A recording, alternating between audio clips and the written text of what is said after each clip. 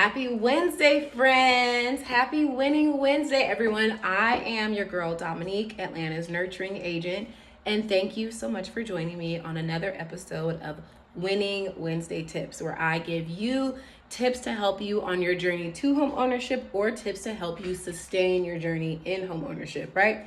Depending on where you are and depending what the topic is. So anyway, today, thank you for joining me. I want to talk about the 4 factors that differentiate a pre-qualification from a pre-approval. Because if you have been in the real estate market or if you have real estate friends or what have you, you may have heard either of the terms, right? You may have heard of a pre-approval and you may have heard of a pre-qualification. I want you to know that those are 2 different things, and I'm going to talk to you today about the 4 factors that differentiate them the most, okay? So let's dive in. First, a pre-qualification is a general estimate. So it's a general estimate about what you could afford. It's not in detail and it's not exact. So this is just an estimate. Whereas a pre-approval is a specific amount of loan that you have in order to buy. So a pre-approval is a document that indicates what your purchasing power is, and a pre-qualification is an estimate of what your purchasing power is. So let me get out the way. General estimate for pre-qualification, and then this pre-approval is your actual specific loan amount. So they're different in that way.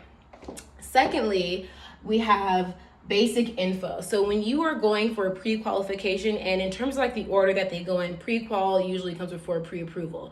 But with the pre-qualification, you are giving a lender basic information about you. So you're giving them a basic estimate of what you make per year, a basic estimate of your debt to income ratio or the debts that you have. You're giving them a basic snapshot of what your finances look like, right? Without them having to actually dig deep and go in. So the difference for a pre-approval in that case is this. When you go to a lender for a pre-approval, you have to actually give financial history in detail. And some of that will include the employment history that you have, because that is required when getting a pre-approval for a house. They need to know what your employment history is, amongst other things. And more than likely, they'll also run a credit check, which will influence what you can afford and influence the actual bottom line number for your loan. Okay.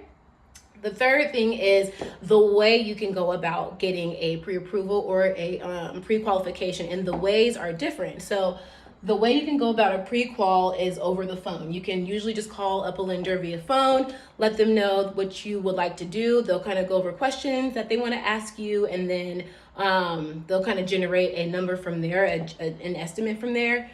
When it comes to a pre-approval, this process can be done in a few ways. It can be done via phone, it can be done via email, and it'll also include a way that you can do it online. So a lot of times you can find the application online, and then you'll go into discussions via phone with the lender or via email. So that is a difference about how you can go about the 2 of them.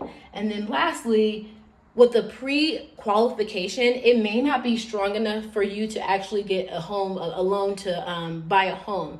It may not be strong enough. Whereas with your pre-qualification, I don't want to get mixed up with my words, but your pre-qualification is an estimate, so it may not be very strong in the long run for you to actually submit an offer on a home, whereas a pre-approval, which takes more detail and it takes a bit more of a process than a pre-qualification, the pre-approval is good for your offer because that is what you need to submit your offer on a contract or on a home, right?